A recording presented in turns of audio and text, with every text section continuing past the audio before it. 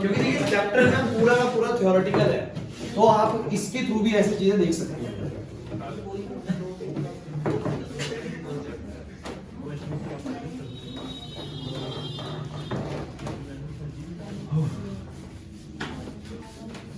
बढ़िया तरीके से आपको यार अभी तोता होना कहाँ से बताऊँ इसकी प्रैक्टिस ये ऐसे ही रहेगा, इतनी स्क्रीन पे रहेगा बस। अरे पूरी स्क्रीन का ऑप्शन नहीं है वो सब।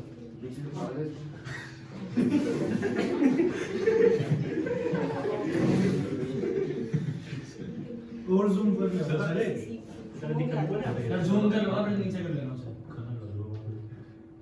दो लाइन बस यहाँ पे गाना गाना सुना दो।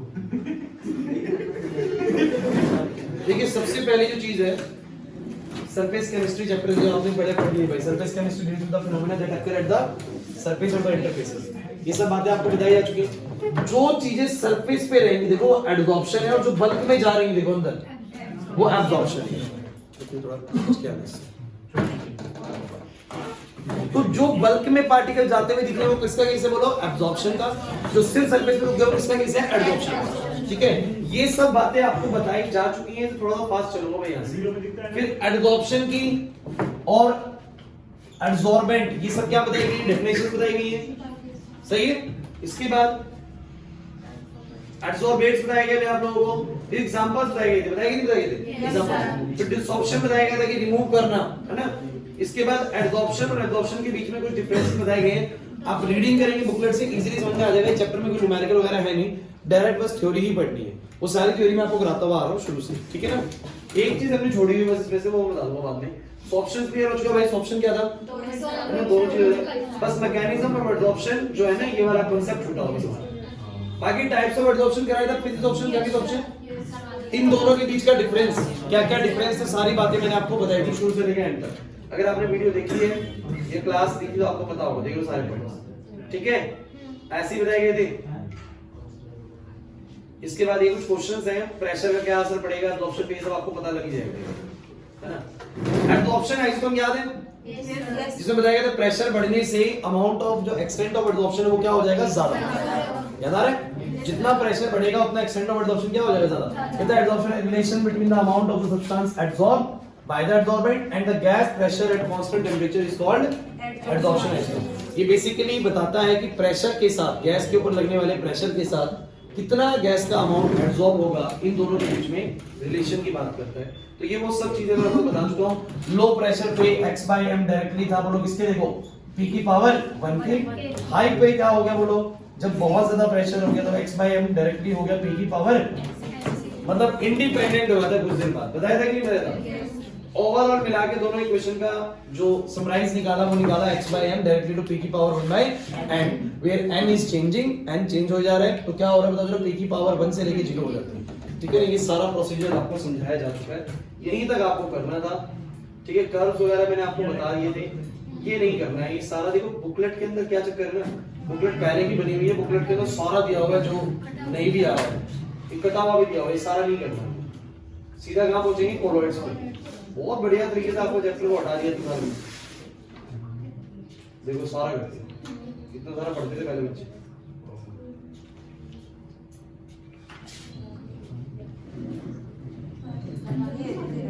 आगे कोलाइडल स्टेट बताई थी मैंने लास्ट क्लास, ठीक है ना। और इसके यहाँ पर देखिए ये रहे 3 तरह के सॉल्यूशंस हैं, एक ट्रू सॉल्यूशन है, एक कोलाइडल सॉल्यूशन और एक सस्पेंशन। ट्रू सॉल्यूशन में आपको दिख रहे हैं पार्टिकल का साइज बहुत छोटा है, लेसर देन 1 नैनोमीटर, और सस्पेंशन के अंदर पार्टिकल साइज 1000 नैनोमीटर से बड़ा होगा। ये सोर्स दिया हुआ है, कितना होगा, 1000 नैनोमीटर से बड़ा होगा, समझ में आ गया। इसके अंदर साइज इंटरमीडिएट होगा इसके और इसके बीच में।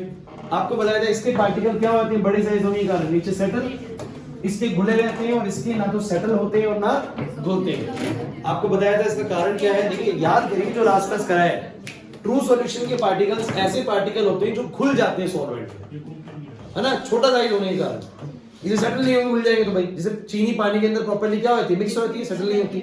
सैंड जो होती है, नमक के और इसके मिट्टी के पार्टिकल्स बड़े होते हैं तो क्या होता है, साइज बड़ा होने के कारण वो क्या होते हैं, सेटल हो जाते हैं। कोरोइडल पार्टिकल्स ऐसे होते हैं जो ना तो सेटल होते हैं और ना घुलते हैं। घुलते क्यों नहीं, क्योंकि साइज बड़ा होता तो घुल नहीं पाते। सेटल क्यों नहीं होते फिर भाई, तो सेटल इसलिए नहीं होते, पाया गया कि इनके ऊपर क्या होता है, चार्ज। इनके ऊपर चार्ज होता है जिस कारण ये सब एक दूसरे को रिपेल करते रहते हैं और सेटल नहीं। बोलो समझाया था कि नहीं समझाया? तो आपको 3 प्रकार के सॉल्यूशंस के बारे में जानना है। पहला सॉल्यूशन जिसमें पार्टिकल्स प्रॉपर्ली घुल जाते हैं, जैसे पानी में चीनी का मिलना, और फिर आपको वो पार्टिकल नजर ही आना बंद हो जाते हैं, घुल जाते हैं। एक ऐसे पार्टिकल जो पानी में सैंड हो, सेटल हो जाएगी। एक ऐसे पार्टिकल जो बड़े तो है साइज में, इसलिए घुल नहीं पाए, लेकिन साथ ही साथ सेटल भी क्यों नहीं हो पाए, बिकॉज सबके सब एक जैसा चार्ज एक्वायर कर रहे थे। सारे के सारे नेगेटिवली चार्ज थे, मान लो ये सारे ही पॉजिटिवली चार्ज थे, तो सबके ऊपर अगर एक जैसा चार्ज होगा तो बोलो क्या होगा, सेटल नहीं होंगे, रिपल्शन ही लगेगी। बोलो सही बात है कि नहीं?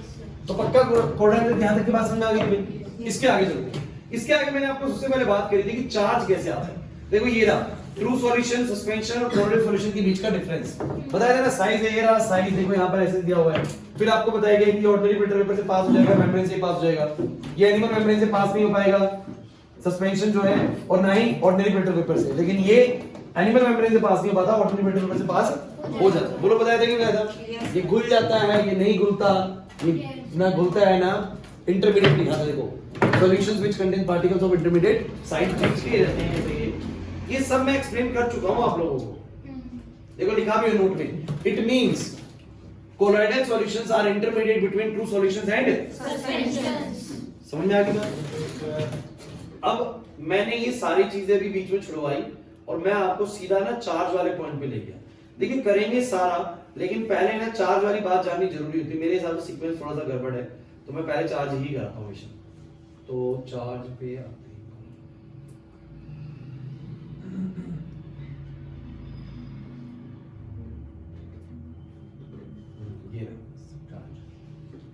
Charge on colloidal particles. कि कोलाइडल पार्टिकल्स के ऊपर चार्ज कहां से आता है। देखो मैंने एक बात तो आपको बोल दी कि कोलाइडल पार्टिकल्स बड़ा साइज होने के बाद भी सेटल डाउन नहीं होते। तो सेटल डाउन नहीं हो रहे तो भैया एक सिंपल सी बात है कि कुछ तो कारण है। मैंने बोला साइज बड़ा है, घुल नहीं पा रहे, बट बड़ा है तो फिर सेटल तो होने चाहिए ना। तो साइड पार्टिकल बड़े होने के बाद भी सेटल इसलिए नहीं होते बिकॉज़ सबके ऊपर क्या होता है, एक जैसा चार्ज पाया जाता है। वो उस पूरे चार्ज को एक्सप्लेन करा गया है इन एग्जांपल्स के जरिए। एग्जांपल समझते हैं। कहते हैं colloidal particles always carry charge. इनके ऊपर क्या होता है, चार्ज होता है। इट मे बी पॉजिटिव और negative. This charge is due to the preferential absorption of ion. Preferential का मतलब होता है किसी को ज्यादा प्रेफरेंस देना। प्रेफरेंस देने का मतलब होता है इसको प्रेफरेंस दी जा रही ज्यादा, कि कटाई में से ऐसा नहीं कि किसी को भी कर दिया, एक को ज्यादा प्रेफरेंस देता है। किसको ज्यादा प्रेफरेंस देता है वो मैंने आपको कल बताया था, फिर भी दोबारा समझ लीजिए। मैंने बोला this charge is due to the preferential absorption of ion. The particles constituting the dispersed phase absorb only those ion preferentially which are common with their own lattice कि जो हमारे सॉल्यूट डिस्पर्स्ड फेज, ध्यान रखना solute के लिए term use होगा और dispersion medium use होगा सॉल्वेंट के लिए। तो डिस्पर्स्ड फेज के जो पार्टिकल्स होते हैं वो अपने सरफेस पे प्रेफरेंशियली उन आयंस को एब्जॉर्ब करते हैं जो उनसे क्या होते हैं, बोलो कॉमन। समझने का प्रयास करते हैं, ठीक है। देखिए डायग्राम्स के जरिए मैंने सब कुछ मेंशन करा इसके अंदर। देखिए पहला, if silver nitrate solution is added to the aqueous solution of potassium iodide, पीछे बात ही नहीं भाई। अगर सिल्वर नाइट्रेट यानी AgNO3 को डाला जाता है Ki के सॉल्यूशन में, पोटेशियम आयोडाइड के सॉल्यूशन में, सो यू नो दैट कि पोटेशियम आयोडाइड मात्रा में बहुत ज्यादा होगा, एग्री और नॉट। और AgNO3 वाला मात्रा में कैसा होगा, कम। होता क्या है कि इन दोनों के कॉम्बिनेशन से बनते हैं AgI के पार्टिकल। ये होते हैं बड़े पार्टिकल, इनको प्रेसिपिटेट पार्टिकल बोलते हैं। होते कि नहीं होते इन दोनों के कॉम्बिनेशन से। अच्छा इनकी संख्या ज्यादा नहीं होती, क्यों नहीं होती भैया, Ki तो सॉल्वेंट है, वो सोल्यूट है। अब मान लो इसके 1000 पार्टिकल है, इसके 10 पार्टिकल है, तो कुल मिला के 10 ही बन पाएंगे बस, क्योंकि Ag तो चाहिए ना बनाने के लिए। AgNO3 के 10 पार्टिकल है और उसके 1000 पार्टिकल्स हैं, तो कुल मिला के 10 ही पार्टिकल बनेंगे। तो ऐसे 10 पार्टिकल सॉल्यूशन में बन गए और ये इतने बड़े थे साइज के अंदर कि डेफिनेटली इनको सेटल डाउन होना था। लेकिन उन्होंने क्या करा, अपना जो डिस्पर्जन मीडियम वाला जो मीडियम है, जैसे Ki जो मीडियम है, उसके अंदर क्या क्या है बोलो, K प्लस बी और K प्लस और I माइनस, बोला है कि नहीं? ये क्या करते हैं ये सारे पार्टिकल, देखो यहां पर दिखाता है पहले, द प्रेसिपिटेट सिल्वर आयोडाइड, ये सिल्वर आयोडाइड विल, किल नहीं है वैसे वो, ठीक है, will absorb negative I minus ion. So AgI के पार्टिकल अपने सरफेस पर किसको एब्सॉर्ब कर लेते हैं बोलो? अरे भाई ये AgI के पार्टिकल बनेंगे, ये K प्लस को एब्सॉर्ब नहीं करेंगे, किसको एब्सॉर्ब करेंगे? I माइनस को, क्योंकि I माइनस उनकी क्रिस्टल से क्या कर रहा है? मैच नहीं आ रहा। तो और बताओ, AgNO3 को Ki में डाला, किसके पार्टिकल तैयार हुए? AgI के। अगर ये 10 है, अरे साक्षी ये 10 पार्टिकल है, ये 1000 पार्टिकल, कुल मिला के कितने बनेंगे बोलो? 10 ही बनेंगे। ये 10 पार्टिकल साइज में बड़े सरल होने चाहिए, लेकिन उन्होंने क्या करा? डिस्पर्जन मीडियम से, डिस्पर्जन मीडियम में है क्या? ये होगा ना डिस्पर्जन मीडियम में, बिकॉज़ ये भी बोलो कैसे काम कर रहा है बोलो? सॉल्वेंट की तरह। तो डिस्पर्जन मीडियम में बहुत सारा K प्लस और I माइनस है, तो ये जो AgI के पार्टिकल बने, मैं बड़ा करके दिखाऊं उसको, ये जो AgI के पार्टिकल बने 10-12 पार्टिकल, इन सबने क्या करा? अपने सरफेस के ऊपर I माइनस को एब्सॉर्ब करा। क्यों? देखो ऑप्शन थी, या तो K प्लस एब्सॉर्ब करो इस मीडियम में से, या I माइनस, लेकिन उन्होंने बोला हुआ है कि वो आयन एब्सॉर्ब होता है जो इनके क्रिस्टल से क्या करता है? मैच। तो क्रिस्टल से K प्लस मैच करेगा, I माइनस मैच करेगा, I माइनस। तो I माइनस का प्रेफरेंशियल एब्सॉर्प्शन इनके सरफेस पे हो जाता है, नहीं है बात समझे? और ऐसा एक AgI नहीं करता, ये वाला AgI का पार्टिकल भी करेगा, ये वाला भी करेगा, ये वाला भी करेगा, ये वाला भी करेगा। So every particle of the AgI will require negative charge, और सब पे नेगेटिव चार्ज आएगा, तो फिर सब एक दूसरे को बोलो क्या करेंगे? तो यह दिखाया कि AgI पार्टिकल जो बना उसने I माइनस को एब्सॉर्ब करके क्या बना लिया? AgI के सरफेस के ऊपर I माइनस के पार्टिकल, इसको बोलेंगे negative sol. Sol term solution के लिए नहीं है, सोल का टर्म यहां पर होता है कोलॉइड के लिए। सोल यूज करते हैं किसके लिए? कोलॉइड। तो नेगेटिव कोलॉइड बन गया, डिस्पर्जन मीडियम Ki है भाई। अरे नहीं है इसमें, वो बताना चाह रहे हैं कि I माइनस कहां से आया? डिस्पर्जन मीडियम फ्रॉम Ki से आया। हाउएवर, लेकिन अगर silver iodide is formed by adding potassium iodide to silver nitrate solution, लेकिन अगर ऐसा कुछ हुआ है कि हमारा सॉल्यूशन तो AgNO3 का था और हमने बाहर से किसको डाला है बोलो? Ki को, तो होगा क्या? बनेगा तो वही कि जब मैं Ki में AgNO3 डालूंगा तो रिजल्ट तो भैया बिल्कुल AgI ही आना चाहिए, कोई दिक्कत नहीं है, प्रेसिपिटेट AgI का ही आएगा अभी भी। बोलो है कि नहीं? पार्टिकल तो अभी भी AgI का ही आएगा, प्रेसिपिटेट पार्टिकल, लेकिन ये चीज तो वही कंबाइन होगी ना भाई। ये इस बार 10 होंगे, ये इस बार 1000 होंगे, ये सॉल्वेंट है, तो रिजल्ट में कितने बनेंगे बोलो? 10 ही बनेंगे। मान लीजिए 10 पार्टिकल बन गए। अब ये क्या करेंगे? सेटल हो जाने चाहिए बड़े साइज के कारण, लेकिन सॉल्यूशन फेज में Ag प्लस भी है, और तो इनमें से क्या करते हैं AgI के पार्टिकल? इस बार इनके क्रिस्टल से मैच करता है कौन? Ag plus. नहीं समझ में आ रहा, कौन मैच करता है? तो ये सारे के सारे AgI वाले Ag प्लस को अपने सरफेस पे क्या लेते हैं? एब्सॉर्ब। NO3 माइनस मैच ही नहीं कर रहा, जो मैच करेगा उसको एब्सॉर्ब करेंगे। एंड एवरी पार्टिकल, जब AgI का हर पार्टिकल ऐसा करेगा तो सारे पार्टिकल बोलो कैसे चार्ज रहेंगे? Positively charge. सारे पार्टिकल हो जाएंगे पॉजिटिवली चार्ज, तो फिर सब एक दूसरे को रिपेल करेंगे और इस प्रकार से इनके ऊपर पॉजिटिव चार्ज आ जाएगा। तो कोलॉइड के ऊपर पॉजिटिव चार्ज भी आ सकते हैं और नेगेटिव चार्ज भी। इट डिपेंड्स कि हमारे कोलॉइडल पार्टिकल ने कौन से आयन को अपने सरफेस पे क्या करा? whether it is a positive charge or it is a negative charge. Is that okay or not? तो यहाँ पर पढ़ के देख लीजिए, however if silver iodide is formed by adding potassium iodide to silver nitrate, potassium iodide to silver nitrate डालेंगे तो क्या होगा? The soul will be positively charged due to the adsorption of the Ag plus ion, common ion present in the dispersion medium. पढ़ के देख लीजिए, AgI पे जब Ag plus आएगा तो ऐसा कुछ बन जाएगा। बोलो सही है कि नहीं? नीचे कुछ डायग्राम्स की मदद से ये चीज दिखाने की कोशिश करी गई है, ठीक है?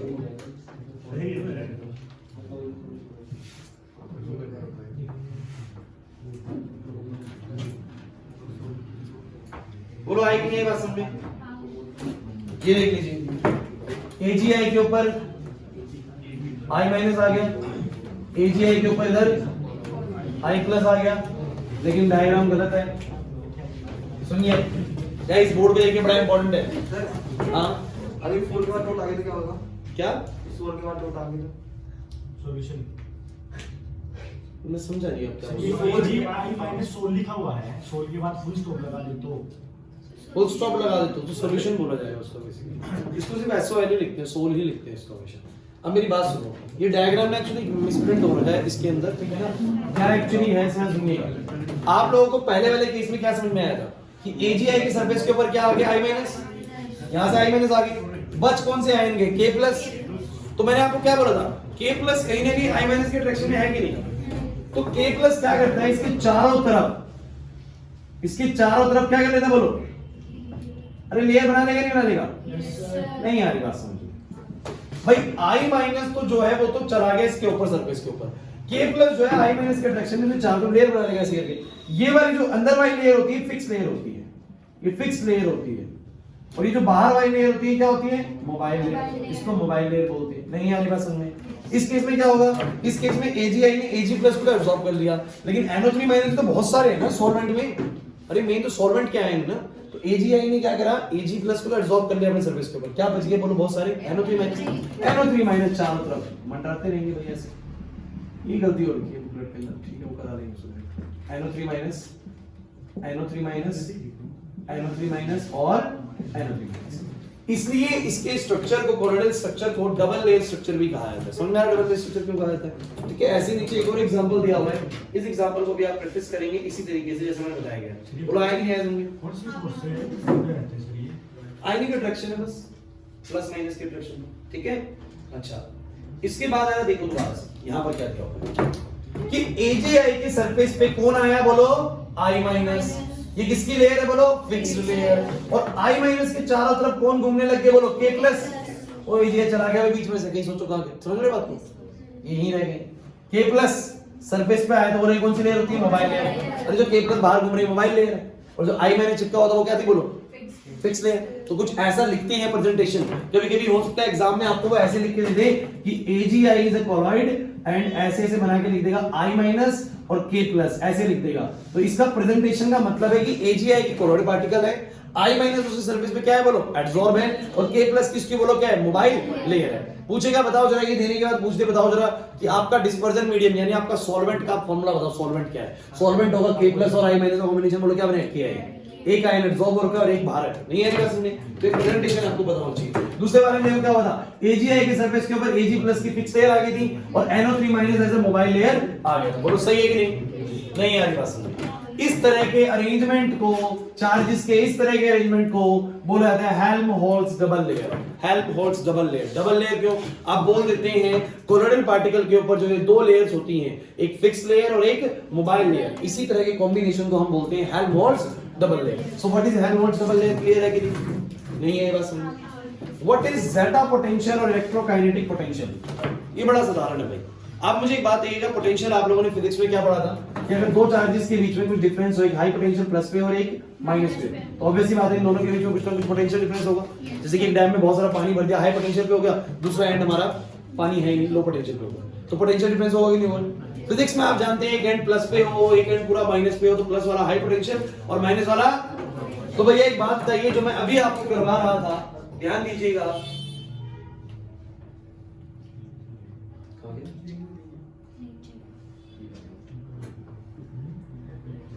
बीच में जाते हैं आगे में जवाब। अब ये जो है ये वाली लेयर माइनस की, ये वाली लेयर, तो प्लस की लेयर और माइनस की लेयर के बीच में बोलो पोटेंशियल डिफरेंस बनेगा कि नहीं बनेगा? अरे प्लस से माइनस की तरफ इलेक्ट्रिक फील्ड चलेगी कि नहीं चलेगी? फिजिक्स वाले, फिजिक्स में जानते हो आप लोग, प्लस से माइनस की तरफ इलेक्ट्रिक फील्ड बनेगी। इलेक्ट्रिक फील्ड बनेगी, कुछ डिस्टेंस है, तो आपने E = dp/dr पढ़ा है कि नहीं पढ़ा? इलेक्ट्रिक फील्ड है, कुछ डिस्टेंस है और पोटेंशियल डिफरेंस होगा कि नहीं होगा? या वैसे छोड़ दीजिए, अगर एक पूरी लेयर प्लस की है और दूसरी लेयर पूरी माइनस की है, there must be a potential difference between these two layer. That potential difference is called zeta potential. इसको क्या बोलते हैं बोलो? Zeta potential. नहीं है ये बात समझिए, कितना आसान है, क्या समस्या बताओ? इलेक्ट्रोकाइनेटिक पोटेंशियल या ज़ेटा पोटेंशियल के नाम से इसको जानते हैं। बताओ कोई दिक्कत है तो मुझे बताओ, पक्का? क्या दिया हुआ है? The presence of equal and similar charges on the colloidal particle is the reason behind the stability होता है बेसिकली, कि इक्वल और एक जैसा चार्ज होता है कोलोइडल पार्टिकल के ऊपर, इस वजह से ये क्या रहते हैं बोलो?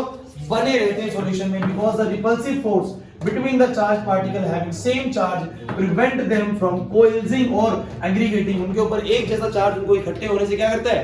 रोकता है। when they come closer to one, जब वो एक दूसरे के पास आते हैं तो रोकता है। अब देखिए पूरा कोलोइड आप पढ़ लीजिएगा, जब ये समझ में आया था तो ही आप पूरा कोलोइड पढ़ सकते हैं। अगर ये नहीं आया होता तो कोलोइड समझने में कोई फायदा नहीं है। और बुक का सीक्वेंस बड़ा गड़बड़ है, पहले कोलोइड पढ़ाए थे, फिर बाद में बताते रहते आखिर में बताते कि ये सब कुछ हो रहा है चार्ज की वजह से।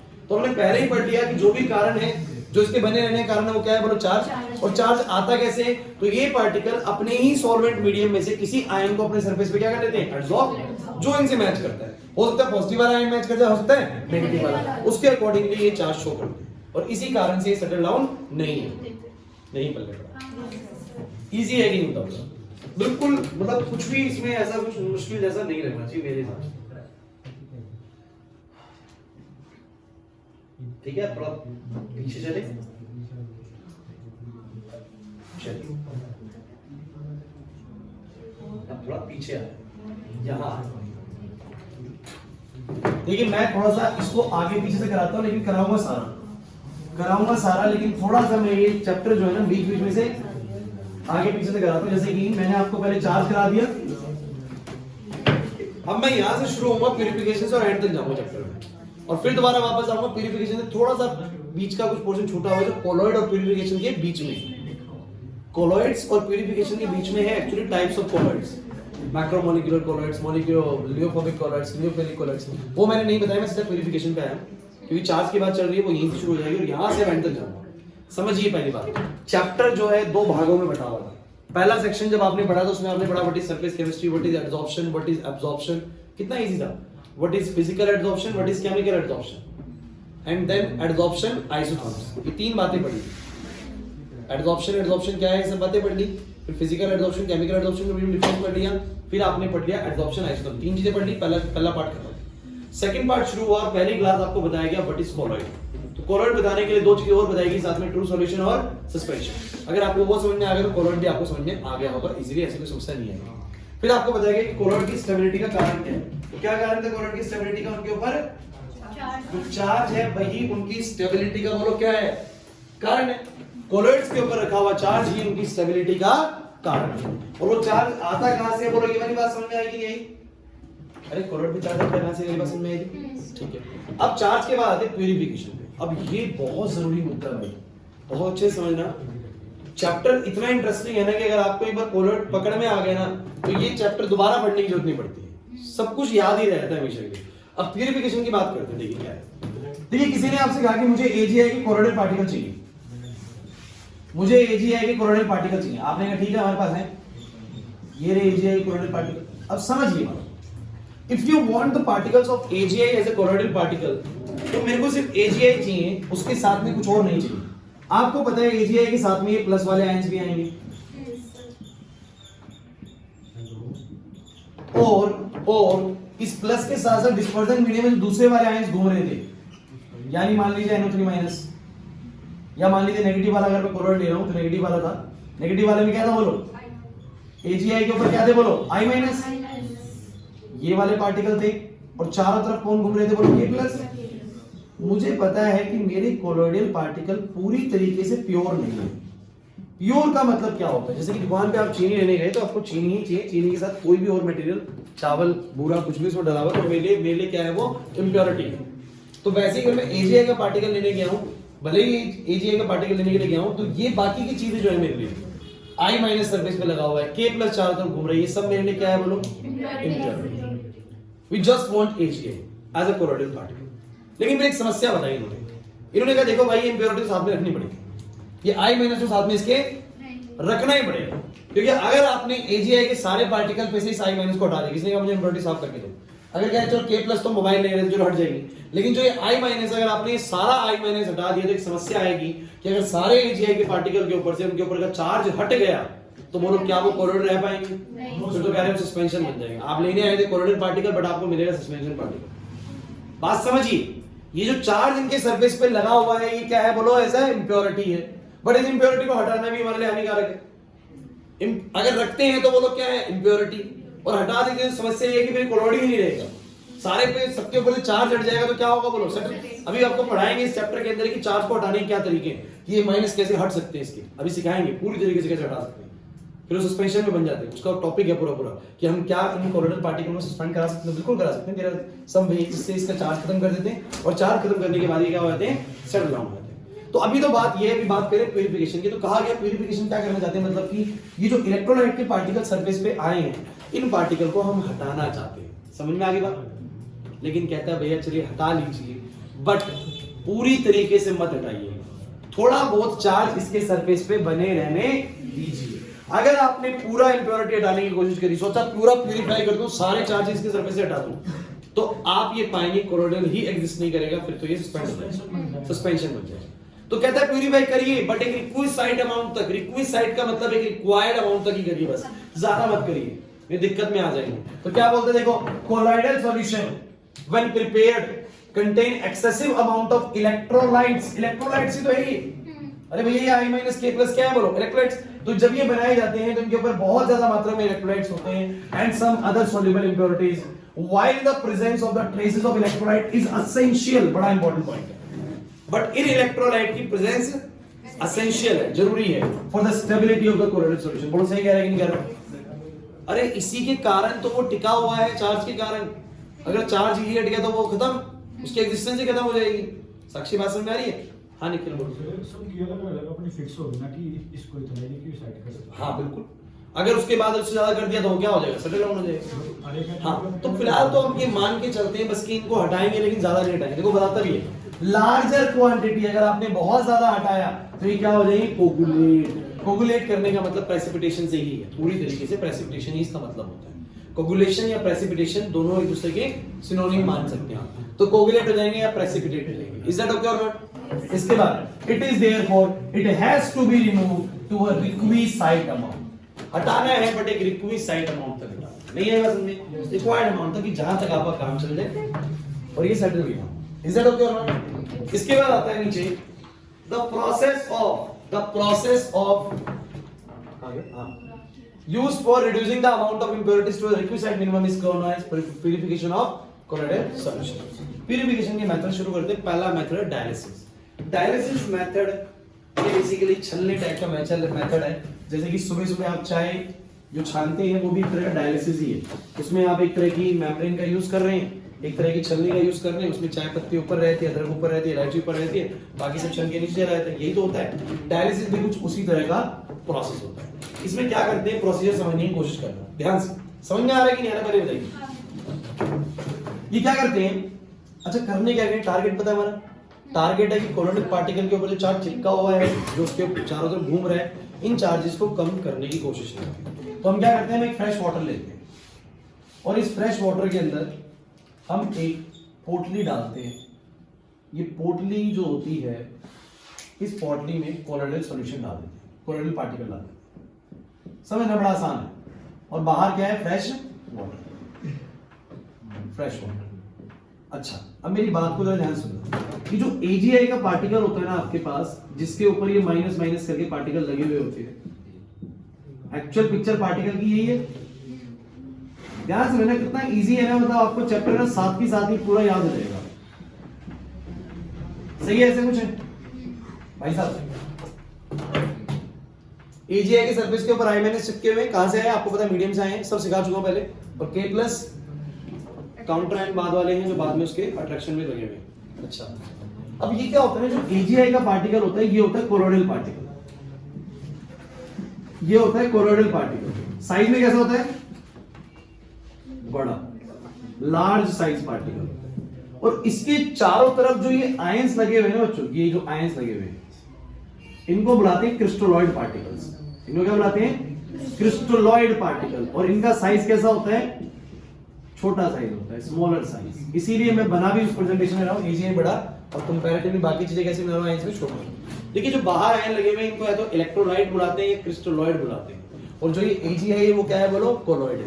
अब जरा सुनना बात को ध्यान से। ये जो मेम्ब्रेन होती है ना, ये जो थैला है ना, ये जो ऐसे करके डाला गया, ये एक मेम्ब्रेन का बना हुआ होता है। और ये एक ऐसी मेम्ब्रेन होती है जो कोलोइडल पार्टिकल्स को अपने अंदर से पास होने नहीं देती। क्यों नहीं होने देती, क्योंकि पोर्स का साइज छोटा होता होगा। लेकिन क्रिस्टलोइड के पार्टिकल्स को ये अपने अंदर से पास होने, जैसे कि चाय छानते हैं तो चीनी के पार्टिकल छन के चले जाते हैं, चाय मीठी लगती है, अरे चीनी के पार्टिकल भी पीछे रुक जाए तो फिर तो चाय का स्वाद ही खत्म हो जाएगा, पानी पानी चला जाएगा। चाय पत्ती ऊपर रहती है। उसी तरीके से बात है कि कोलोइडल पार्टिकल इस मेम्ब्रेन से छन के नहीं जा सकते बिकॉज साइज बड़ा है। लेकिन उसके ऊपर चिपके हुए जो क्रिस्टलोइड है ना, जो क्रिस्टलोइड है, ये छन के जा सकते हैं बिकॉज क्रिस्टलोइड का साइज कैसा होता है, छोटा होता है। अब बात ऐसी, बाहर पानी, अंदर कोलोइडल सॉल्यूशन है। चीजें अपनी हमेशा कहां से कहां जाती है, हाई कंसंट्रेशन से लो कंसंट्रेशन की तरफ। भैया बाहर कोई आया है नहीं, अंदर आए ना, बल्कि इनके बीच में क्या लग रहा है, रिपल्शन लग रहा है। सब बोलो रिपल्शन की वजह से तो भागेंगे, और जब भागेंगे तो ये किससे टकराएंगे, बोलो मेम्ब्रेन से। टकराते के साथ ही जब ये टकराएगा मेम्ब्रेन से तो होगा क्या कि कोलोइडल पार्टिकल तो वहीं रुक जाएगा, लेकिन उसके ऊपर इसके ऊपर लगी हुई चीजें क्या चली जाएंगी, बाहर नहीं है। बस कि कोई चीज अगर जा रही है और उसको रोक दिया गया, कोलोइडल पार्टिकल रोक दिया गया due to larger size, but इसके ऊपर जो चिपके हुए क्रिस्टलोइड पार्टिकल थे वो क्या हो जाएंगे, बोलो इसमें चले जाएंगे। तो होता क्या है कि क्रिस्टलोइड पार्टिकल छन छन के बाहर आने लगते हैं, आ जाएंगे बोलो, लेकिन कौन बाहर नहीं आ पाता, कोलोइडल। क्यों नहीं आ पाता, क्योंकि साइज बड़ा है, तो वो बाहर नहीं आ सकता, बट उसके ऊपर लगे हुए क्रिस्टलोइड क्या हो सकते हैं, बाहर जा सकते हैं, नहीं आ रही। जैसे कि कंकड़ पत्थर है, उसमें रेत भी है, तो उसको ऐसे छानते तो रेत सारी निकल जाती है, कंकड़ पत्थर क्या रहते हैं ऊपर, तो ऐसे रेता छाना भी जाता है जब घर वर बनाए जाते हैं, आपने देखा भी होगा ऊपर से, तो कुछ उस तरह का ही है। लेकिन इसमें आपसे क्वेश्चन पूछा जाता है, अरे ध्यान सुनिए, डायलिसिस प्रोसेस के दौरान एक, अब आप इसका जवाब दीजिए, आप भी देखिए मुझे, कहते हैं फ्रेश वाटर बार बार लाना पड़ता है, और यहां से एक साइड से वाटर प्लस में क्रिस्टलोइड को बार बार निकालना पड़ता है। बार बार वाटर प्लस क्रिस्टलोइड को निकाल दीजिए और नया फ्रेश पानी को अंदर लेके आइए, ऐसा क्यों कहा जाता है डायलिसिस? यस, देखिए एक्चुअली जब ये क्रिस्टलोइड बाहर आ जाएंगे तो बाहर का सॉल्यूशन भी अब अच्छी उसमें आयंस आ जाएंगे भाई, और जब आयंस अंदर से बाहर आ सकते हैं, बाहर से वापस अंदर जा सकते हैं, जा सकते हैं। जब उनकी कंसंट्रेशन बाहर ज्यादा होगी तो फिर से अंदर जाने लग जाएंगे। वो भैया छलनी दोनों का अलाउ करेगी ना, कि बाहर आ सकते हैं क्रिस्टलोइड के पार्टिकल छन के, तो अंदर भी जा सकते हैं, नहीं बल्ले बेटा। तो क्या करते हैं, ताकि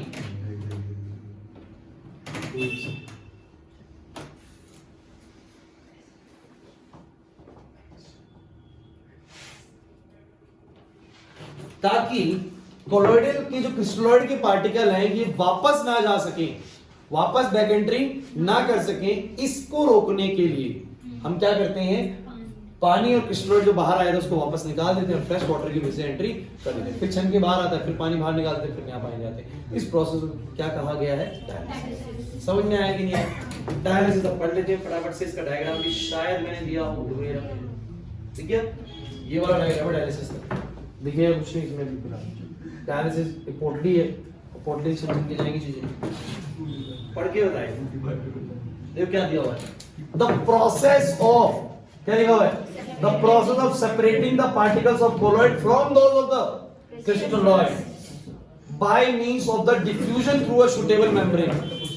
एक किसी suitable membrane का यूज करके कोलोइडल पार्टिकल को उसके क्रिस्टलोइड पार्टिकल से अलग करने की प्रोसेस को क्या कहेंगे, बोलो डायलिसिस। 1 मार्क का क्वेश्चन आएगा, डायलिसिस एक्सप्लेन करिए। अगर आपने सटीक ऐसे डेफिनेशन नहीं लिखी नंबर कट जाएगा भाई केमिस्ट्री में। केमिस्ट्री के अंदर सीबीएसई चाहती है बिल्कुल सटीक लैंग्वेज लिखी जाए, फिजिक्स में चले जाता है ऊपर नीचे, इधर लैंग्वेज वो बढ़िया मांगते हैं। पेपर इजी पूछते हैं, क्वेश्चन पूछ रहे हैं डायलिसिस, सबको पता होगा लेकिन लिखते हुए गड़बड़ कर देंगे, अच्छे से पढ़ के जाने क्या बोल रहा है। The process of separating the colloidal particle from the crystalloid particle by means of diffusion through a suitable membrane is called dialysis। Proper definition होनी चाहिए। अब उसके बाद प्रिंसिपल क्या है, क्या इसके पीछे आधार रहा? It is based on the fact that the colloidal particle cannot pass through the parchment of cellophane membrane। ये membrane का नाम है भाई, इस membrane से colloidal particle pass नहीं हो पाते, while the ions of the electrolyte can pass through। बस ये इसका प्रिंसिपल है। Working, the colloidal solution taken in a bag made of cellophane or parchment। अरे colloidal solution को एक ऐसे बैग में रखा जाता है जो इस membrane का बना होता है, ठीक है। The bag is suspended in fresh water। Bag को हम एक फ्रेश वाटर में सस्पेंड कर देते हैं। The impurities slowly diffuse out of the bag, leaving behind the pure colloidal solution। इसी एक नहीं बता रहा। The distilled water is changed frequently